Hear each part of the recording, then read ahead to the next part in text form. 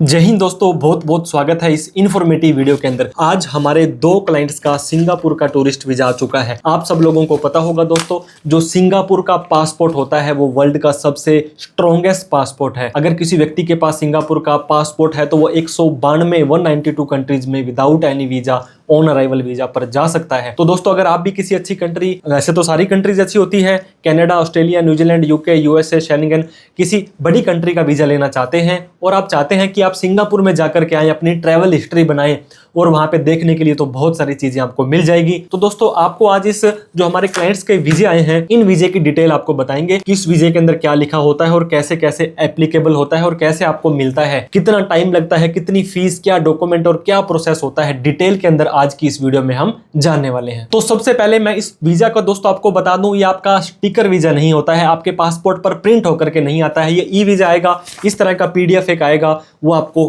Print लेना है, download कर लेना है। इसके बाद ICA जो इनका दोस्तों डिपार्टमेंट होता है, e visa for Republic of Singapore, इस तरह से आपको लिखा हुआ दिखाई देगा। अब दोस्तों, यहाँ पे लिखा है कि एयरपोर्ट पर या कहीं पर भी आपसे ये मांगा जाता है तो आपको ये दिखाना पड़ेगा। इसमें ई वीजा का नंबर दे दिया है जो एक यूनिक होता है, हर वीजा की अलग ये नंबर दिया जाएगा। फिर आपका नेम आ जाएगा, आपकी डेट ऑफ बर्थ आ जाएगी, आपका जेंडर आ जाएगा, नेशनलिटी या सिटीजन किस देश के नागरिक है वो आ जाने वाला है। ट्रैवल डॉक्यूमेंट नंबर, आपका पासपोर्ट नंबर यहाँ पे आएगा और ये पासपोर्ट आपको जो साथ में लेकर के जाना होता है। दोस्तों, वीजा इशू डेट हमारे इस केस में 9 जुलाई 2026 को इस व्यक्ति को वीजा इशू हो गया था और उसी दिन ही उसके मेल पर जो भी आपने जो इसका कम्युनिकेशन डिटेल दी होती है वहां पर आ जाता है। वीजा वैलिड टिल 10 सितंबर 2026, मतलब 9 जुलाई को आया था, 9 अगस्त और 9 सितंबर, 2 महीने का अप्रोक्सीमेटली 61 दिन की वैलिडिटी इस वीजा की दी है। टाइप ऑफ वीजा के अंदर मल्टीपल जर्नी, दोस्तों कितना अच्छा, आप सिंगापुर से कहीं पर की कनेक्टिंग फ्लाइट लेते हैं, हालांकि कनेक्टिंग अंदर से अंदर ही अगली फ्लाइट ले लेते हैं तो वीजा की जरूरत नहीं है, लेकिन अगर आपके पास कुछ समय है और मल्टीपल वीजा है तो आप अपनी ट्रैवल हिस्ट्री फिर से वहां पे अपनी स्टैंप वगैरह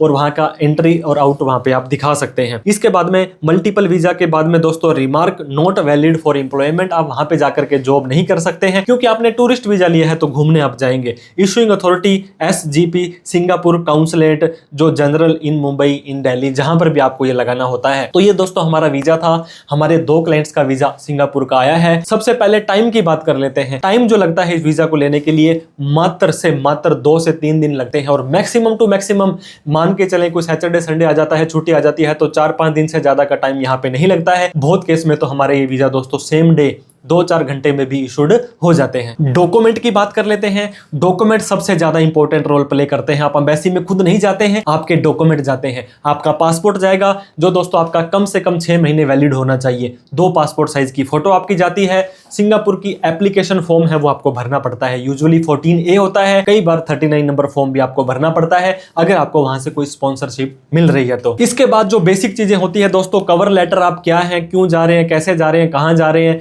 इसके बाद में आपकी आइटनरी अगर आप बना लें कि आप 4 दिन रहेंगे तो 2 दिन यहाँ 2 दिन यहाँ रहेंगे। इसके बाद में आपकी डमी टिकट्स होती हैं दोस्तों फ्लाइट्स की और होटल की रिजर्वेशन होती है। जितने ज्यादा डॉक्यूमेंट होंगे उतना ही आपके लिए बेस्ट होने वाला है। लेकिन इसके अलावा भी और डॉक्यूमेंट होते हैं। आप फाइनेंशियल्स की बात करें तो आपका करंट या saving bank account last 6 month का, जहां पे कम से कम 1 से 2 लाख रुपए होने चाहिए। जॉब करते हैं तो जॉब के डॉक्यूमेंट, बिजनेस करते हैं तो बिजनेस के डॉक्यूमेंट, आपको यहाँ पे ITR देनी पड़ सकती है। लेकिन अगर आप इन सभी झंझट में नहीं पड़ना चाहते हैं, सिर्फ और सिर्फ एक पासपोर्ट और एक फोटो के माध्यम से आप अपना वीजा लगवाना चाहते हैं तो आप हमारे दिए गए नंबर पर कॉल मैसेज करके हमसे भी संपर्क कर सकते हैं। इसके अलावा प्रोसेस की बात करें दोस्तों, ये किसी भी डिजिटल प्लेटफॉर्म में आप ऑनलाइन अप्लाई नहीं कर सकते हैं। आपको या तो किसी एजेंट, किसी मीडिएटर की हेल्प लेनी पड़ेगी या आपको वहां से काउंसलेट से दोस्तों अप्लाई करवाना पड़ेगा जो इनकी एम्बेसी होती है। तो इसके अलावा भी दोस्तों आपकी कोई डाउट, क्वेरी, क्वेश्चन रह गई हो, ये ई वीजा होता है, ऑन अराइवल वीजा नहीं होता है। जैसे आप वहां पे पहुंच जाएंगे, सिंगापुर अराइवल कार्ड जो होता है, सिंगापुर अराइवल कार्ड का, उसको भी आपको फिल करना पड़ता है। फिर आपको रूल रेगुलेशन से वहां पे उस टाइम के अंदर ही यहाँ पे 30 डेज की सिंगल एंट्री आपको मिलती है। उसके बाद में वो कंट्री को आपको आउट करना पड़ेगा, चाहे आपके पास मल्टीपल वीजा हो।